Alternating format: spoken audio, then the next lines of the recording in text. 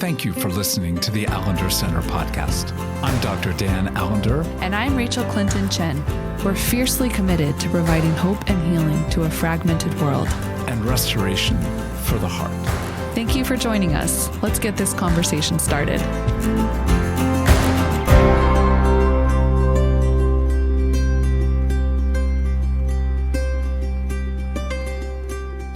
All right. I just want to begin with a question, if you don't mind. Sure. So I've been at least with you a few times with Evie. Mm-hmm. And occasionally I have the privilege of having a meeting and Evie is there. She's vocal. She's engaged. She is, as we would presume, a wild, courageous, playful, and don't have to do a lot to read her face. All that's well said. But I've never really asked this. How is her, I'm using maybe a pejorative word, but how is her screaming wailing? Oh, it's like, if I could say my biggest growth edge as a human in becoming Evie's mother, it has been growing my resilience to bear her suffering without turning to panic, because she is fierce in her agony. And when she was a baby, like a baby, she sounded like a pterodactyl, like an angry pterodactyl. Now her wailing, her screaming wailing, she sounds usually pretty terrified and or enraged. And I'm getting a lot better at like staying grounded so that I can try to figure out what she needs. But honestly, the first probably 6 months of her life, I would panic and be like, or like flood cortisol, or like move to like fight, flight, or freeze, which then meant like I just was totally losing my mind trying to figure out how to help her, which then was fueling her desperation and rage. So we've come a long way, but she's very fierce when she gets to that point where either she has a need. It happens a lot in the middle of the night, or if someone scares her, or like if something's scary, like if our brothers are watching like a show that has like a scary robot or something.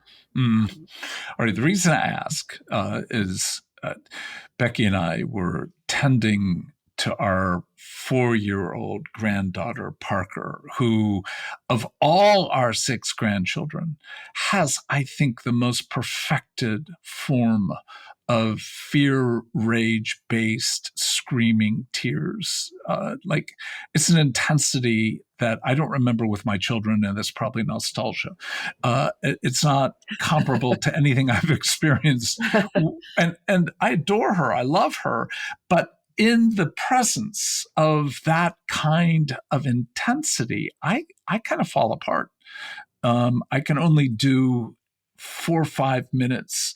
And over the holidays, Becky and I, caring for both granddaughters while the parents were out doing whatever, I had to depart. Even outside, I could hear her. So, I mean, I had to walk far enough away to get like 3 minutes of the lowering of, as you put it well, of my stress biochemicals. And then Becky had a little bit more capacity. Well, I want to say double. She had double, like she was in the 10 to 12 minute range. But for the 30 minutes, this child unabated screamed. We had to tag team. One of us literally would come in and the other would depart. And we were in like 5-minute increments. What I'm getting to is, whether you have young children or not, there is something about that level of chaos, of tears, of intensity that begins to fray the center. And what we want to put words to today, particularly with regard to spiritual abuse, but toward life, is the need for containment. And I don't think containment is one of those categories that is just implicitly clear the moment you say it. So when you think about containment with regard to Evie, but another way, when you think about containment for Evie's mother, Yeah, the question, right? what does that look like? And how, particularly, we're going to weave this in and out of addressing spiritual abuse, but generally, all forms of life itself, living in this significantly complex year, we need containment. And that containment is not control. It is not turning to another to provide you this container that will make all the threats and uncertainties disappear. Right. So when we think of containment, I think some people actually move very quickly into what enables me to have control. And if that's the notion of containment, then you're not containing your children. You're not allowing containment to be given to you in the way it's meant to. So given that launch. Yeah. Well, I mean, we've talked about containment before on the Allender Center podcast. So if you're needing a refresher, containment is a word that comes out of attachment theories and methodology. So just that sense of basic human attachment, how we're wired for love, and that one of our basic human needs is to have a healthy attachment. It's you're right. It's not just control. It's not just boundaries. Like a lot of times when we talk about an attachment, people immediately go to like, oh, containment is offering boundaries. Like when you think about parenting a small child, it is to a certain extent. But when I think about what it means to contain Evie well, it's actually to create a big enough container for all of who she is in that moment. And sometimes who she is really big and fierce. Like I've said to Michael, if I'm stormborn, Evie is the storm. Like she is a storm of a human being. And so for me to offer her containment means I've got to stay grounded enough and in my body enough and present with her, attuned to her enough that like she's having a big emotion and I can be with her in it, keeping her safe. So of course I am making sure she's staying safe, helping her make sense of her world, but also being really curious, like what's happening for her in this moment. I don't think as a 16-month-old, she's like, I'm just trying to wreck mom's life. I just want to dysregulate mom just so I can see how much power I have. It's like something's happening for her that she's dysregulated and she needs a safe space to be dysregulated, but also to come back to regulation. So like that's what she needs. What mom needs in those moments is also to be mothered. So I need community. I need a sense of my own humanity. I need a sense of my own limitations. Often afterwards, I need to be like, oh, that was a lot to take in my body. And I am feeling really dysregulated and I'm scared. That was scary. Like, I don't know if I'm not big enough ultimately. Right. And so there's an aspect to me in these parenting moments of actually needing to believe there is one who holds me. And, sometimes that's physically through my spouse and other community, my own mother, getting on the phone, mom, I need you. But I think also I've had a lot of imagery of being in the womb of God.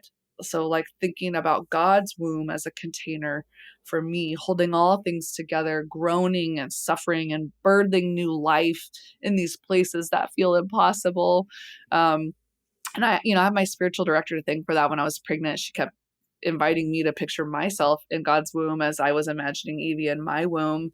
And I think that's a kind of an imagination I've just kept with me, like that sense of the spirit hovering over the waters, holding back chaos. And I just think, so there's a lot of rich biblical imagery for containment. It's not a sense of control. Like, oh, you need to behave. It's not like, Evie, stop crying or stop being angry or stop feeling human emotions. That's not containment.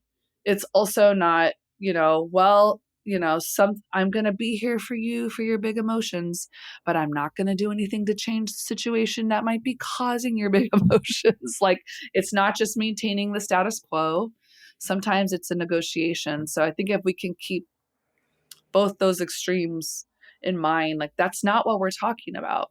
when we talk about we need containment. It's like we need a space to become regulated in the midst of our dysregulation, to have curiosity about what's happening for us. Why are we feeling afraid? So that we have more choice not to turn to structures of this world, tools of this world, but to maybe have the possibility to like lean into our baptismal identity with the Spirit to say, what other possibilities could be here? And I say that as someone who spends the majority of my life dysregulated in this season. So I by no means have figured out how to do this. So I come to this conversation around containment like, yeah, I need it. I need containment. Well, and let's underscore that oftentimes we're better at offering it than we are in receiving it. And yet, your ability to find a way to create safety. And in some ways, when I'm thinking about in the tag team interaction, Yeah. we're acknowledging as at least as an older man, that my capacity to be able to bear that level of intensity is less than it used to be. You're naming limits.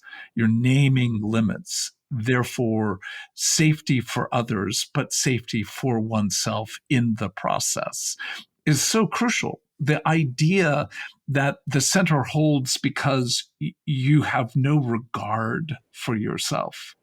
No. Uh, Wouldn't hold very long, let's just say that. well, This whole nervous system would definitely take over.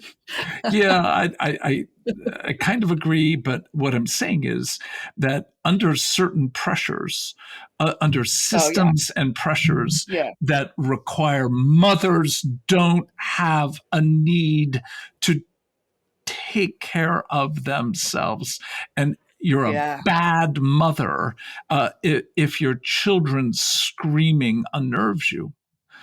Again, I think that notion of can we acknowledge that systems are often built on using extremity to its advantage to silence you, to keep you from actually asking really hard questions.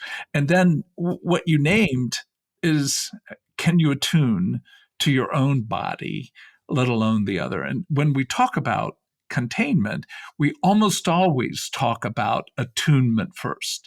So, in one sense, it isn't separate from this category of attunement. It's actually living out what true attunement brings. Attunement to others, attunement to yourself, attunement to your body is the awareness of where is my capacity in the moment? Mm. And to be able then to honor that there are certainly moments where a 2-minute break, 5-minute break might be all that is needed to be able to return into the complex interaction. But if you don't have that attunement to your body and you regulate by dissociation, you regulate by denying what you are experiencing, then in some sense, if we can use this phrase, dissociation always keeps the status quo alive. But when you're aware, this is not well, this is not working, this is not leading to any sense of flourishing for you or for me or for us, then at that point, containment is not gutting it out. Containment is asking, as you put it brilliantly, hard questions. So, safety into awareness, into really asking really hard questions. So, when you think about containment now, outside just of Evie Yeah. and others, what is it that you think you bring into the interplay with the systems you're part of, the Allender Center and other systems? Mm-hmm. What do you bring with regard to containment? Like, am I a containing? I feel like at one season of my life I was a containing person, so I don't know anymore. Um, let's see. What do I bring? Um, Well, I mean, this feels similar to conversations we've had more recently on the podcast around like, um, we talked about like discourse, right? We talked about different things. Like, I think I am someone that's good at anticipating some of the needs in a space, not all of them, but some of them, and actually like setting a table that has clear enough rules of engagement and um, enough like sense of like, okay, dignity is going to be honored.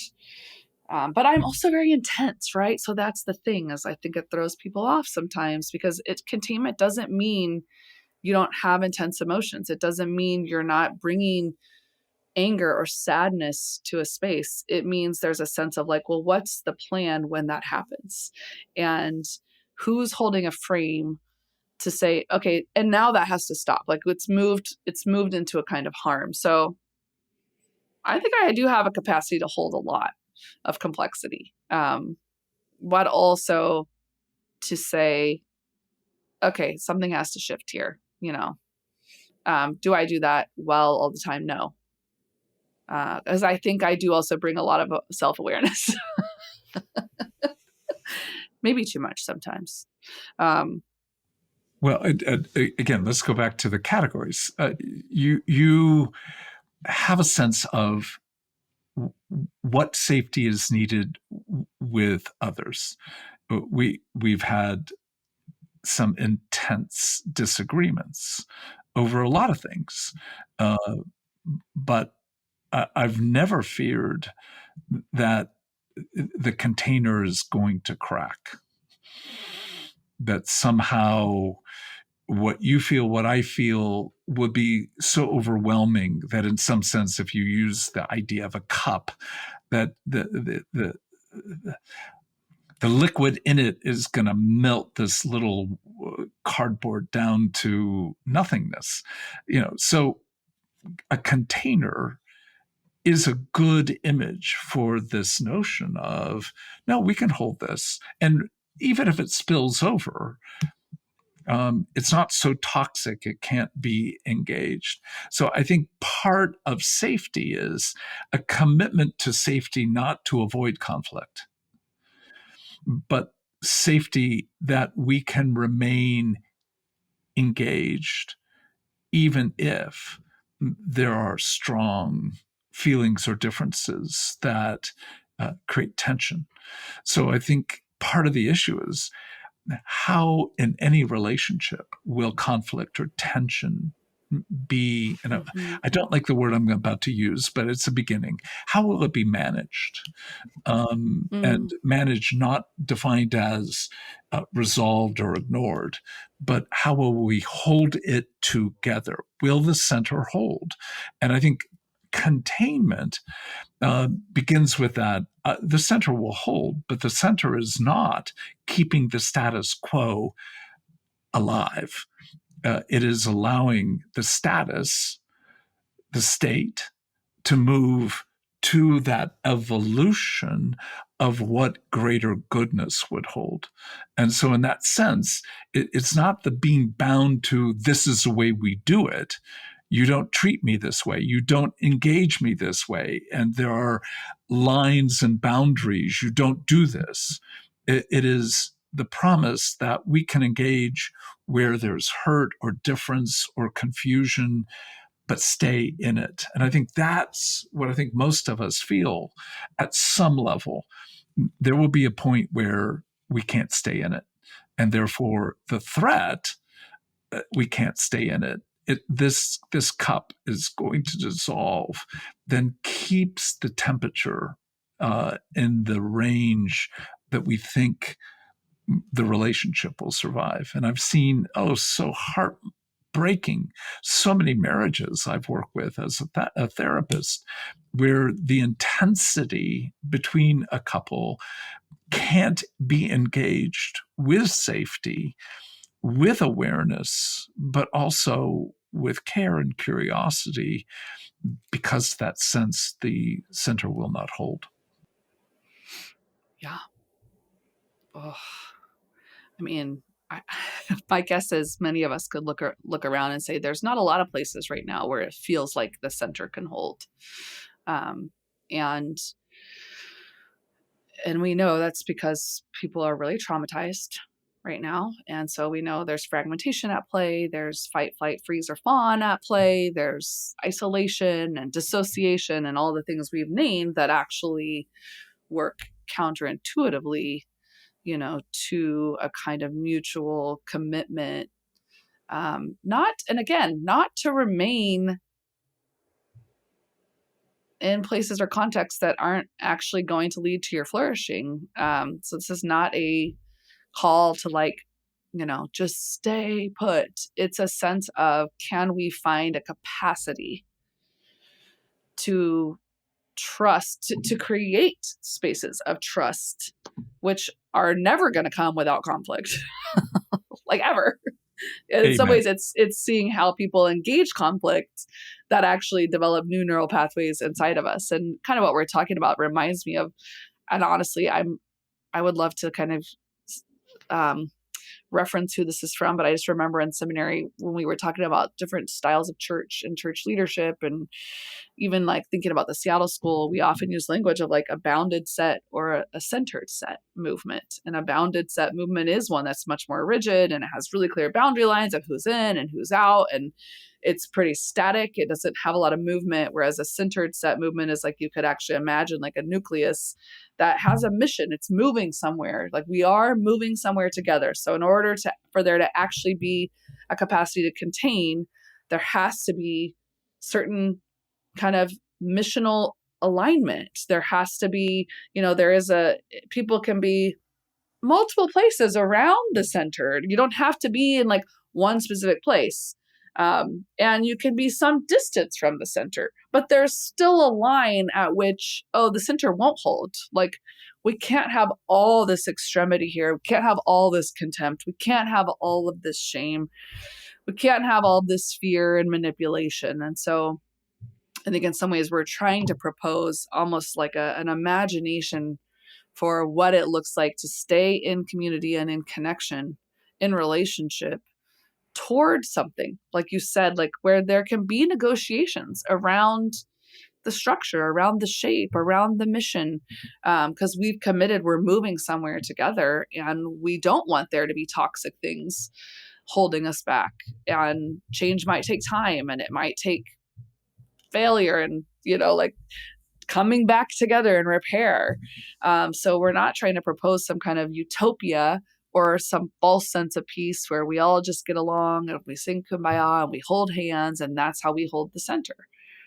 Containment has space. And you mentioned this when we were talking about this, and so maybe we could shift toward this. But like in many ways in this season in our world, even when we're thinking about spiritually abusive, stepping out of spiritually abusive context and trying to move towards healing, it's really lament is so much the work of containment. It's that capacity to suffer with. That's a part of holding together. Yes. It's a part of what transforms us. It's a part of what brings new imagination with the Spirit. Could you say more about that? Well, start with something that sounds so painfully obvious, but it's a lovely beginning. And that is, without empathy, there will always be disintegration. Without some degree of empathos, and we've said this word a number of times, passion, passus, where we get it's suffering. It's the capacity to suffer with and in, on behalf of another and on your own behalf. So I keep coming back to this word. If you're in a situation where your internal world is threatened or judged, so it's dangerous to feel, you're already in a position where there can be no containment. So if I have grief on behalf of myself or someone else, and that's judged as wrong, as ugly, stupid, contemptuous, then I'm not allowed to be. And who I am may be wrong. I might be wrong. My empathy may be wrong. But if you can't enter my suffering, then you cannot engage the core the center. And so, in that sense, if we can begin with empathy is required, but the ultimate form of empathy is that sense of lament. Now, I'm going off on a tangent, but I think it's important. I had the privilege over the holidays of reading N.T. Wright's new book on Romans chapter 8. And somewhere between, as he deals with verse 17 to 19, which I won't go into other than to say he connects lament, groaning, with glory. And ultimately, he says, we enter the glory of God. We enter the glory of others. We enter our own glory through one means. And this is what took my breath away. Lament.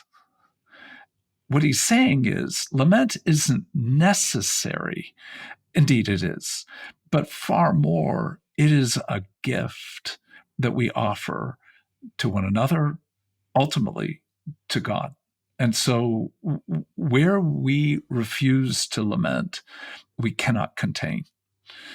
In one sense, if you can put it in this kind of maybe too simplistic, if you're not lamenting, you're trying to control.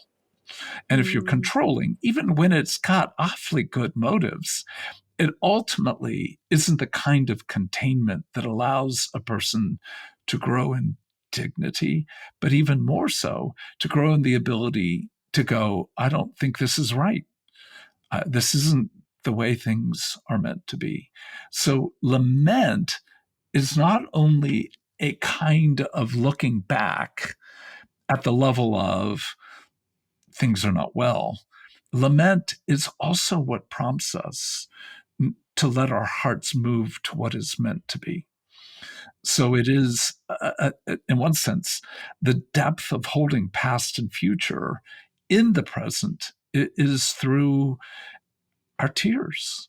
And a person can easily say, well, you're talking just about crying. And it's like, well, if you can't see the suffering that is happening in the world with your heart not groaning and at times in tears, then what has become dull or dead inside of you, which is another word for dissociation. So we're contrasting. You can't provide containment outside of the engagement of attunement that allows you to grieve and to suffer. Is that what you're asking? Yeah. Yeah. And, it makes me think about when I was in my birthing class, my teachers talked about transformative pain, and that the groaning of labor pains and labor pains in general, although your brain is still getting the same signals that like something's wrong, that it's actually a transformative pain intended to lead to like birthing life, to bringing forth life. But groaning isn't just sorrow, it's rage, it's a it's an acclamation that things are not well, they're not as they're meant to be. And I love your connection of like the past and the present, because it's saying, that's that kind of that like lament as groaning with God. It is a birthing process, and it's pulling from the future what we know is meant to be, like into the now, in like a collision with all that is. And that's where I can feel hope that like what we need are places of containment that are not going to anesthetize us. They're going to lead us, I think, closer to the feet of Jesus and a kind of following Jesus. In this moment, at least I can speak for myself, in this current time, this apocalyptic moment, that does feel impossible. It feels like, I don't know, like that kind of invitation to despair or cynicism right now, to just throw up my hands and say, I don't see a way through. And again, I'm okay. I am well if there are some things that need to collapse, even if that means suffering. What scares me is when systems collapse, it's usually the most marginalized that suffer the most. So it's like that there's no part of me that wants to flippantly say that. I just mean maybe there are some things that the Spirit of God is saying it's time for that to fall, so something different can be built in its place, knowing that whatever is built is still going to be built by humans, at least on this side of the new heaven and the new earth. So Well, but you're talking about that vulnerability of living in some degree of ongoing tension between the already and not yet. To go back to the power of that Romans 8 passage, the earth groans. Are you hearing? You groan. Are you listening? And to me, particularly in the brilliance of N.T. Wright's writing, he invites you into how the Spirit groans with words you can't hear. But the promise that there is one who is holding all together. In other words, if someone's holding it all together, it's actually safe to become undone. And in mm-hmm. being undone, there's a both formality and informality to the letting go. And I think there are moments over holidays, over seasons at the beginning of the year, where I've just been caught by grief. Again, I've already put words to this, but dear friends died last year, and their departure leave widows and families that I love deeply. And knowing phone calls, email, grief doesn't end, and we want it to. The data of that in America, grief is allowed to last 6 to 8 weeks, when most cultures have a widow wear mm, black for a year. mm, She is acknowledging, and the community is acknowledging, no one gets over death ever, let mm, alone in a brief period of time. So to say, we don't have, even in the US, a system for honoring widows. In terms of the attire. Not to say again that a widow has to wear black, but saying that there is a meaningfulness when a culture honors that it is a long process to come into grief and to lament. But I love that you underscored that grief isn't just tears. And we spoke about that with regard to Evie and my granddaughter Parker. There's fear in those tears. There's mm, rage in those tears. And so lament holds the complexity of our inner world in a way in which, and again, I don't know how to simplify it, and maybe it's too simplistic, but I have to know that the Spirit is holding on my behalf what I cannot feel, I cannot name, and yet it is being named on my behalf. Intercession is my containment, and I am called to mm. pray in lament on behalf of others. But I can't do that without something of confidence. I don't have much, but some confidence that the Spirit is Yeah, articulating not just what I do know, but vastly, vastly more what I don't what I and what don't. I can't. Mm. So as we're like, I wanted to say amen. Amen. Like as we're kind of encouraging people to say, this is part of what we need. I'm imagining some of our listeners being like, great, sounds great. How?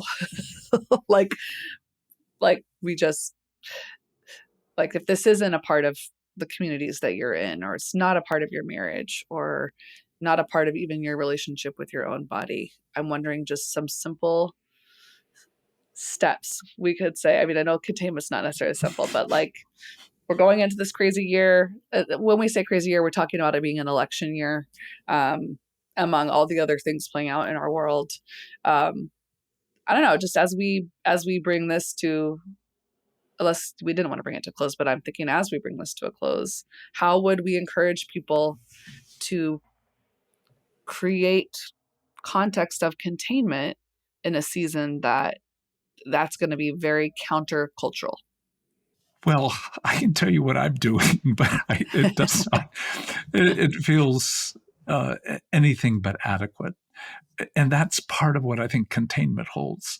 It isn't, I can't even provide myself the container, let alone others. But what I'm doing at the moment, I've never been that fond of what people have done with gratitude diaries. I think it's great, but I found myself when I started doing that, saying the same thing over and over and over again. And I got to a point like I feel like I'm grateful over a lot of people and processes, but so it's the beginning of the year.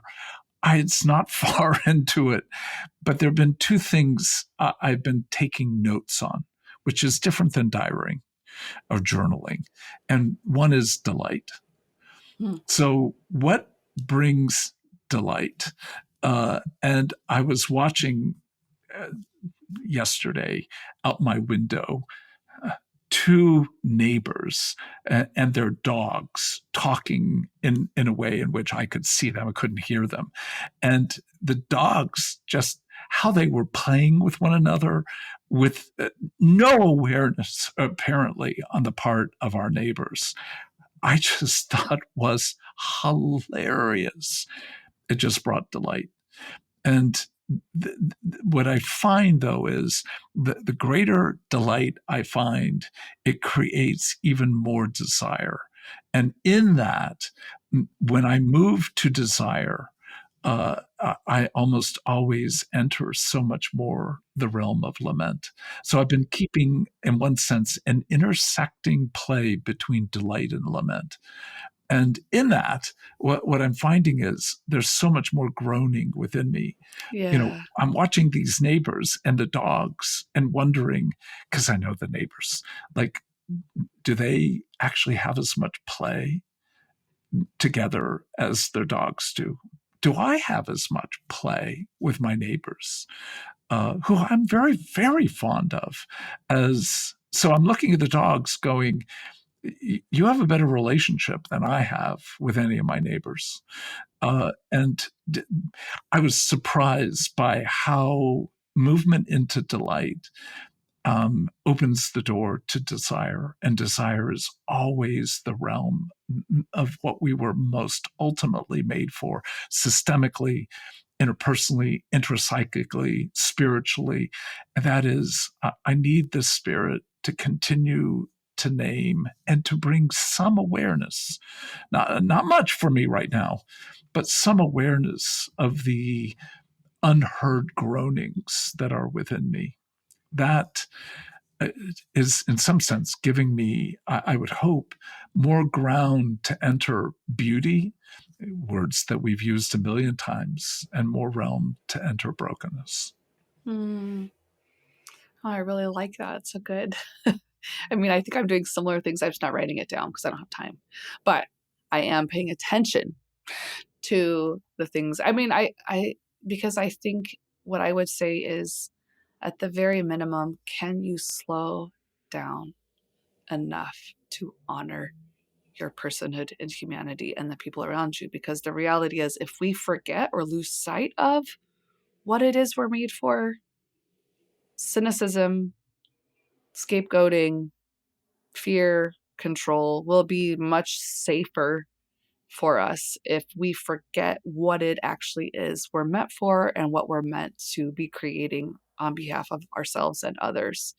And I love that you linked desire to groaning. And I think I would just say yes, and reminders, constant reminders that the spirit is with us, that we are not groaning alone and we're not groaning in vain.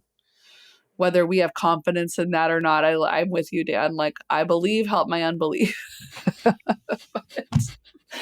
Yeah. I believe enough to be dangerous, and I don't believe enough to know more joy. And to be able to hold those together, we're back to containment will grow to the degree you can hold the tension of the ability to grieve but also desire. Don't give in to cynicism. Don't give in to a form of like, this new system will work. This new book will work. Maybe this podcast will tell me how. And you go, can we join one another in our eccentric centers? And in that, I think, again, we're back to that frame. Can we grieve together? And can we laugh together? And if so, we're holding death and resurrection well together.